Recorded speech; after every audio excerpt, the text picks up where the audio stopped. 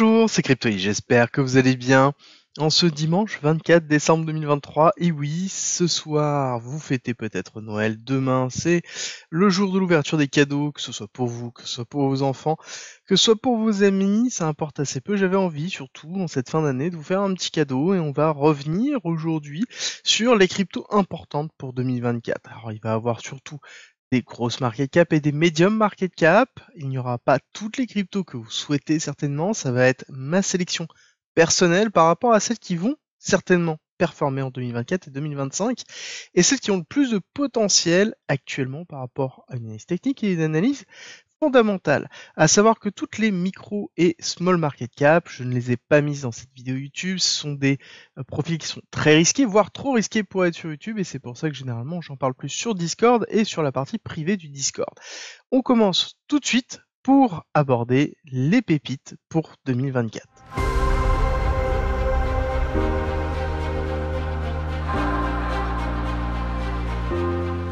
Si tu as envie de te former et profiter vraiment du bull run, c'est simple, il y a une formation parfaite, complète, gratuite à disposition. C'est à travers un parcours pédagogique qui t'apprend tout sur la blockchain, la crypto, l'investissement, l'analyse technique et le trading. Tout ça gratuitement en commentaire et en description. Tu as des exercices, des QCM, des modules, des vidéos, des guides, tout pour pouvoir t'accompagner dans ta progression. Avant de commencer et rentrer vraiment dans le vif du sujet, j'ai découpé ça par notion de narratif, dans lequel vous allez retrouver un certain nombre de blockchains, un certain nombre de projets et de protocoles. Il y en a certains que je ne seront pas dedans. Par exemple, je n'ai pas traité la finance décentralisée, mais je vais en parler rapidement à la fin. Il y a plein de protocoles dont je vais parler, peut-être qui n'ont pas encore de token, mais qui vont se lancer potentiellement courant 2024 et 2025. Il va falloir les surveiller. Et surtout, faites votre sélection dans ma sélection, d'accord? Ne prenez absolument pas tout, faites vos propres recherches, c'est très important. Je vais vous présenter beaucoup de projets et c'est pour ça que je vais passer peu de temps sur chacun des projets. Alors, on va entamer tout de suite avec la notion de narratif autour des Layer 1. On voit très bien que c'est en train de marcher actuellement avec la notion d'inscription et donc l'utilisation de ces tokens dans la création de nouveaux blocs. On a Solana qui est en train d'éclater. Solana, je suis un fervent défenseur de Solana depuis très longtemps. Vous le savez, j'étais un des rares à être sur la table à vous crier d'acheter du Solana quand on touchait justement en dessous des 9 $ et entre les 10 et les 9 $. Et c'est pour ça que je suis toujours présent sur Solana parce que actuellement c'est une des blockchains qui n'est pas EVM compatible, qui a un écosystème développé et qui continue à se développer malgré le crash de FTX sur lequel elles étaient énormément impactées. Donc c'est pour ça que Solana c'est un des acteurs fort, je pense, de 2024-2025, même si, à un moment donné, on va pas se le cacher, on aura un retracement, ça n'empêche que si on a un véritable bull run qui se met en place en 2024-2025, sûr et certain qu'on aura Solana qui sera en très bonne place. Comprenez bien que tous ceux qui surperforment actuellement ont de grandes chances de surperformer lors de la prochaine vague d'accélération que l'on connaîtra.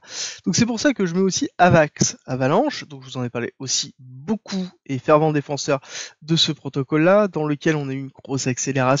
Pareil, blockchain de niveau 1 qui est beaucoup plus tourné à l'origine sur une notion d'interopérabilité avec ici leur subnet, dans lequel on a un système de burning. Ensuite, on a FTM, forcément Phantom, qui pour moi est toujours sous-coté et restera toujours sous-coté tant qu'on n'arrivera pas sur des niveaux de market cap qui sont relativement élevés. La team est solide, l'écosystème est solide.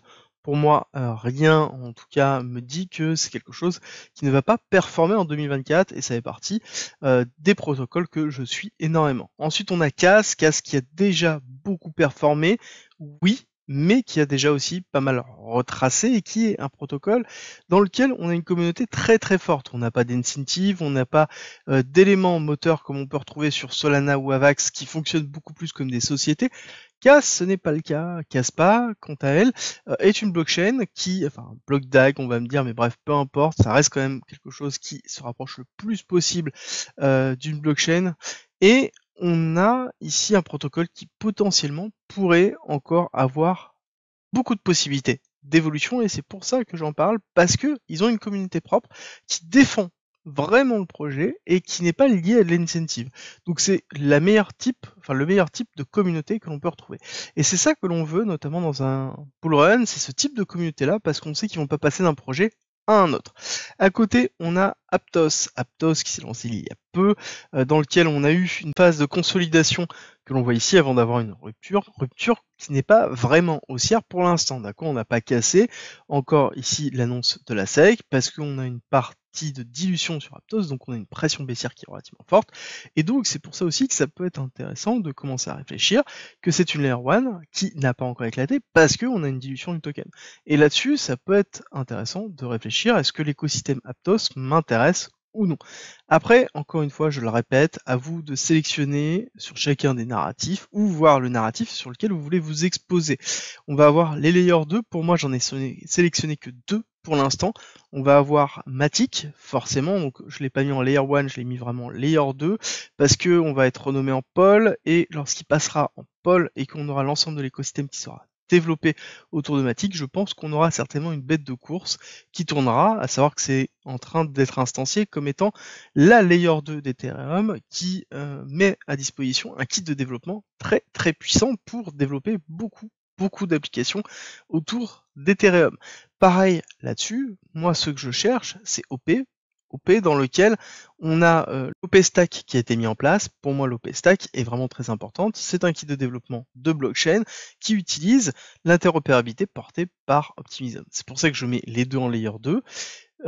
Et pourquoi c'est que ces deux-là? Parce qu'ils ont à chaque fois un écosystème qui peut se développer sous une forme d'interopérabilité qui me permet de faire la passation vers la suite où on a la notion d'interopérabilité qui est très importante pour l'ensemble de l'écosystème. Et on va avoir pour moi Link qui a un rôle vraiment important. On a cassé la zone de ranging ici dans lequel on était resté quasiment 2 ans avec la rupture ici des $8 et on se retrouve à 15 mais qui reste relativement faible par rapport au rôle que pourrait avoir Chainlink sur l'ensemble de l'écosystème. À savoir que Chainlink c'est le plus gros oracle, mais pas que ça, c'est un protocole qui a pour vocation de faciliter l'interopérabilité, de faciliter le transit d'informations, de faciliter l'automatisation des smart contracts et de l'ensemble des interconnexions en dehors de la blockchain. Donc très important dans un monde qui n'est pas encore interopérable et qui ne le sera pas à 100% avant plusieurs années. Ensuite on a AXL qui a eu une grosse valorisation mais qui pour moi reste un acteur très fort, qui est une nouvelle forme de bridge qui permet d'interfacer différentes blockchains et de casser cette notion de fractalité de liquidité à travers une blockchain qui est portée par Atom, enfin en tout cas sur le Cosmos SDK, donc pour moi c'est très important. Ensuite on a Atom de Cosmos, alors du coup c'est une blockchain de niveau 1, oui, mais pour moi c'est pas ça qui va m'intéresser vraiment sur Atom, ça va être leur notion d'interopérabilité, parce que beaucoup de blockchains comme Axelar sont construites sur le Cosmos SDK, et Atom propose une typologie de protocole qui permet de s'interfacer entre toutes les blockchains qui sont justement développées sur le Cosmos SDK. Et pour aller encore plus loin, le projet d'Atom, c'est d'offrir de la sécurité partagée avec une valorisation du Atom. Donc c'est un projet pareil que je suis de très près. Ensuite dans le gaming, j'ai été très gentil et très soft parce qu'il y a beaucoup de protocoles. J'ai pris vraiment ceux qui sont les plus intéressants, dans lesquels il y a plus de visibilité. Je n'ai pas parlé de Theta pour plusieurs raisons, parce que c'est pour moi pas forcément instancié uniquement dans le gaming, c'est quelque chose qui est encore à part. Mais on va voir Gala avec beaucoup de risques. On fait très attention à Gala, donc il y a un studio spécialisé dans les jeux en Web3 et en blockchain, mais pour moi, il reste quand même très compliqué. Je vous ai fait une vidéo il n'y a pas longtemps dessus si vous voulez comprendre les risques liés à Gala. Mais je pense que si on a un spéculatif autour du gaming, Gala aura une valorisation forte autour de ça. Ensuite, on a UOS, pareil, plateforme spécialisée dans la distribution de jeux vidéo, dans lequel si on a un narratif autour du gaming, on aura une forte spéculation autour. Mais pareil, on n'a pas quelque chose qui est bullish techniquement, en tout cas en l'état, et c'est pour ça qu'il faut faire un petit peu attention. Ensuite on va avoir Sand, le token de The Sandbox, qui techniquement aussi n'est pas forcément ultra bullish, c'est pour ça que le gaming on fait très attention, mais qui à côté a un gros potentiel, parce qu'ils ont déjà une grosse communauté, et que le jeu en lui-même a une possibilité d'éclater très fortement. Encore une fois, on fait attention, le gaming a été porté lors du précédent narratif par la notion de métaverse et le rename de Facebook en méta, et comprenez bien que Facebook est en train d'abandonner la notion de métaverse. Donc c'est vraiment très compliqué actuellement, et que dans le gaming, pour moi, il y a beaucoup de crypto, mais qui sont liés principalement à des jeux. Et là, ça va être à vous de voir, est-ce que oui ou non vous avez un attrait au niveau de ce jeu, est-ce que oui ou non on a une valorisation au niveau de ce jeu. Il y a plein de micro et de small cap qui peuvent être intéressantes, mais que je ne présenterai pas sur une vidéo comme celle-ci. À côté, on a l'intelligence artificielle. On va retrouver Océan, dans lequel on a ici un protocole qui est très intéressant pour l'intelligence artificielle, qui permet de mettre à disposition et le partage d'un certain nombre de points autour de l'intelligence artificielle. Je vous ai fait une vidéo il y a peu dessus. Pareil, gros narratif dans lequel on risque d'avoir beaucoup de spéculation. Est-ce qu'il y a un véritable intérêt à avoir l'intelligence artificielle dans la blockchain? Oui. Est-ce que avoir de la blockchain pour développer l'intelligence artificielle? Déjà beaucoup moins. Bon, ça reste mon avis personnel, ça n'empêche qu'on aura, dans tous les cas, de l'hyperspéculation qui tournera autour, et c'est ce que l'on va chercher justement pour aller chercher des performances, et justement, Océan, on est dans quelque chose qui n'a pas encore éclaté réellement son précédent range, où on est plutôt dans un range, dans le top du range, ici, depuis février 2023, d'accord? L'année 2023, c'est passé dans un range pour Océan, et c'est là où il faut réfléchir un petit peu, est-ce que oui ou non on est intéressé par le protocole en lui-même.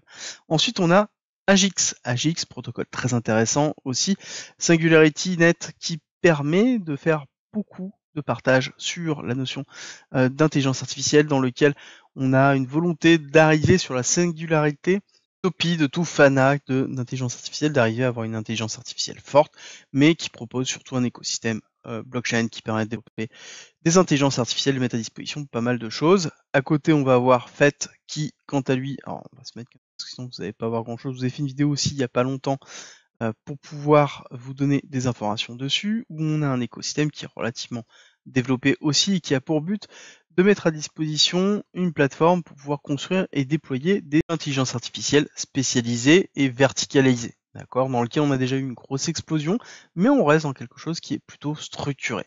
À côté, on va voir Tao qui est porté par vraiment de l'hyper-spéculation, mais qui a un protocole qui a un avantage très fort, c'est qu'il a été déployé sans incentive, dans lequel, pareil, comme Kaspa, on a un écosystème qui lui est vraiment propre et qui le défend quoi qu'il arrive. Et ça, c'est le meilleur type, encore une fois, d'écosystème et de communauté que l'on pourrait avoir. Alors oui, on a eu un gros sell-off parce qu'on est arrivé jusqu'à $400, donc forcément, à un moment donné, on fait une chute et on fait un retracement et on va retester des zones intéressantes, mais à côté, on reste quand même sur un protocole qui est hyper spéculatif, avec un nombre d'applications relativement limité. En l'état, on a quelque chose qui se développe très vite et qu'il va falloir surveiller pour 2024, qui pourra en effet continuer d'avoir de l'hyperspéculation si le narratif de l'intelligence artificielle prend le pas. À côté, on va attaquer le narratif du RWA, Real World Asset, la notion de tokenisation. Alors, je vous ai traité déjà en long en large cette partie-là, je vais aller relativement vite et je vais vous présenter pour moi les trois plus gros, dans lesquels on va avoir Maple qui va être principalement la plateforme de lending privatisée qui est plutôt très bien coté, dans lequel on a beaucoup de fonds qui transitent. Attention parce que ici le MPL servira uniquement de token de gouvernance et n'aura pas un intérêt réellement pour le protocole en lui-même. On va voir le SNX qui a un intérêt déjà beaucoup plus fort, c'est de la tokenisation structurelle d'assets et dans lequel, de liquidité même on pourrait dire, et dans lequel le SNX n'a pas encore totalement éclaté, on voit bien qu'on est toujours dans cette phase d'accumulation et le SNX est utilisé pour minter d'autres tokens et en même temps de la gouvernance, d'accord, un intérêt beaucoup plus fort. À côté, on a le Pendle. Alors Pendle, ça je vous en ai parlé à un moment qui était vraiment très important, dans lequel il était pas encore, il était un petit peu underground, voilà, il était dans cette zone-là à peu près, avant qu'il éclate vraiment, mais ça n'empêche que Pendle reste un écosystème très intéressant, qui est la tokenisation d'assets, et surtout qui permet de faire un trading qui est différent, un trading sur le yielding, donc c'est-à-dire sur la rentabilité d'un token. Par exemple, si vous stackez vos Ethereum, vous allez avoir vos Ethers et vous allez avoir 3%, 3,5% à l'année de rendement, d'accord? Pendle permet de séparer les deux et de pouvoir avoir directement soit le rendement, soit le token, voire faire un trading des deux. C'est un protocole qui est très utilisé, qui sera pour moi très utilisé dans la notion de tokenisation du rendement, quelque chose qui est important quand on commence à avoir des institutionnels qui ont envie de verrouiller un rendement sur du long terme. Pendle fait partie, pour moi, des gros protocoles à venir pour 2024 sur une finance décentralisée avec justement de la tokenisation. À côté, on va se retrouver sur Depin, donc infrastructure décentralisée dans lequel on va forcément avoir Phil, donc qui est Filecoin, qui permet principalement de stocker des informations. On a ici une zone de ranging qui est plutôt longue, on n'arrive pas à sortir par le haut, mais si jamais on a vraiment l'infrastructure décentralisée qui éclate, on pourrait avoir quelque chose d'intéressant. À côté, on a Flux dans lequel on a eu une grosse réaction haussière, pareil, intéressant. RNDR, je vous ai fait une vidéo il y a vraiment pas longtemps aussi, dans lequel c'est de la puissance de calcul mise à disposition.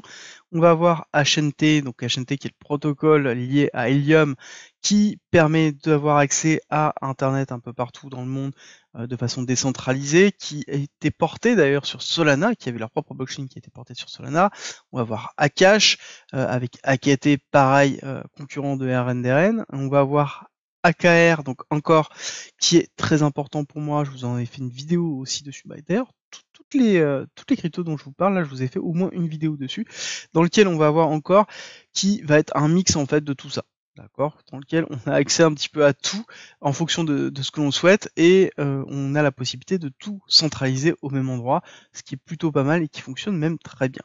À côté, on a plein d'autres choses, on a deux autres que j'ai sortis qu'on pourrait mettre en layer 1 mais qui sont un peu à part, d'accord. On va voir Near Protocol qui à la base était une volonté d'être layer 1, qui est une layer 1 mais qui est en train de se diriger vers un operating system pour les blockchains, donc qui est encore à part.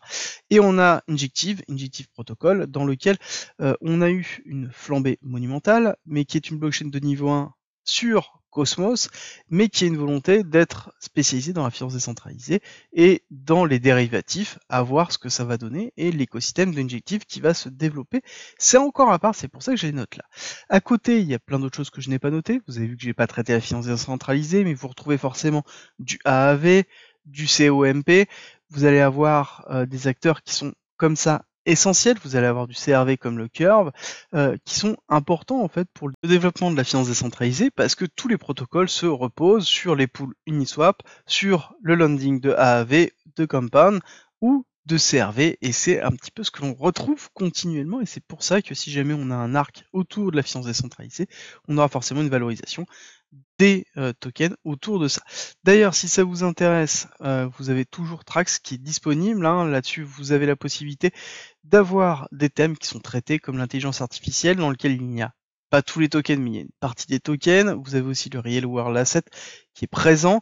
Vous allez avoir aussi la possibilité de vous mettre dans le top 10 DeFi. Vous allez avoir la possibilité de traiter l'interopérabilité. Vous avez donc des ETF qui sont mis à disposition. Tout simplement, quand vous achetez ce protocole, quand vous achetez en fait ce token ici, derrière, vous allez avoir la tokenisation de l'ensemble des actifs qui sont derrière, et ça vous permet d'avoir une valorisation et une exposition à l'écosystème entier. Par exemple, ici on est dans le top 10 DeFi, vous voyez qu'on a quand même pas mal de choses qui sont présentes, et ça peut être aussi une bonne façon de s'exposer à un narratif si on le souhaite, à savoir qu'il faut faire attention, c'est comme tout ETF, on a des frais, à vous de voir, est-ce que c'est plus simple pour vous de les gérer de cette façon-là. En tout cas, ça a le mérite d'exister, et ça a un intérêt très fort, c'est que en un clic, vous pouvez acheter et directement détenir et gérer un ensemble de cryptos sans forcément devoir vous poser la question est-ce que vous voulez impérativement faire vous-même. À côté, on a d'autres projets. On va avoir par exemple ici Risque Zero qui n'est pas encore sorti, qui est une VM portée par le ZK Knowledge Proof et qui est en même temps autour de la privacy, donc qui sera capable de valider et de computer absolument n'importe quoi sur n'importe quelle blockchain. On n'a pas de token, le projet est en cours de construction, donc il va falloir surveiller pour moi durant toute cette période de 2024-2025. On va avoir Aztec, je vous en avais déjà parlé il y a déjà un certain temps, qui est un ZK Rollup sur Ethereum qui porte vraiment la notion de privacy, et ils font un travail monumental pour la technologie du Zero Knowledge, d'accord, ils font vraiment un travail colossal. À côté, on va avoir Starknet, qui est le protocole qui va être propulsé par Starkware et qui est important parce qu'ils ont un écosystème et une communauté qui est vraiment à part, et ils n'ont pas de token. On sait que ça a été annoncé, ça va pas tarder à arriver. Il va falloir voir la tokenomics, il va falloir voir comment c'est distribué. Il y a plein d'éléments à voir, mais en tout cas, il va falloir surveiller. Ensuite, on va avoir Layer 0 qui est la notion vraiment de l'interopérabilité permissionless, qui a pour but de vous offrir du transfert de liquidité, peu importe la blockchain que vous avez et la façon dans laquelle vous le souhaitez. Alors, la différence par rapport à un Axelar, ça va être que Axelar, vous devez attendre que l'équipe interface votre blockchain et vous devez payer pour qu'elle interface votre blockchain. À côté, on a Layer 0 qui permet tout simplement d'avoir l'interopérabilité directement, nativement. C'est un protocole décentralisé d'interopérabilité, exactement ce que l'on souhaite. Et à côté, on a le narratif qui est porté par EigenLayer. EigenLayer, vous en avez parlé beaucoup, qui est la notion de restaking, qui est l'utilisation d'un token déjà existant pour sécuriser d'autres blockchains. Exemple concret avec Ethereum, où vous déposez vos STETH, donc vos Ethers qui sont stackés pour protéger la blockchain Ethereum, ces tokens-là vont être utilisés pour protéger d'autres blockchains qui passeront par EigenLayer. Et ça, c'est aussi un narratif qui est en train de se développer, qui pourrait voir un essor très fort en 2024-2025, dans lequel malheureusement on a encore assez peu de protocoles qui ont un token, pour ne pas dire aucun, et qu'il va falloir surveiller, d'où l'intérêt vraiment d'être présent et de suivre continuellement ce qui se passe. Considérer qu'on a loupé le bull run, c'est ne pas comprendre qu'il y a tous ces protocoles-là qui sont en train de naître, qui sont en train d'éclore, qui sont en train d'apparaître, et ce sera le cas durant 2024 et 2025. À vous d'être là, à vous de faire vos propres recherches, et de, justement, savoir si oui ou non, on peut avoir un narratif spéculatif sur chacun de ces narratifs-là. J'espère qu'en tout cas, cette vidéo vous a plu. Si c'est le cas, n'oubliez pas de me laisser un like, un commentaire, de partager la vidéo pour soutenir la chaîne. Ça me fait déjà très plaisir, et surtout, soutient le travail que j'effectue tous les jours.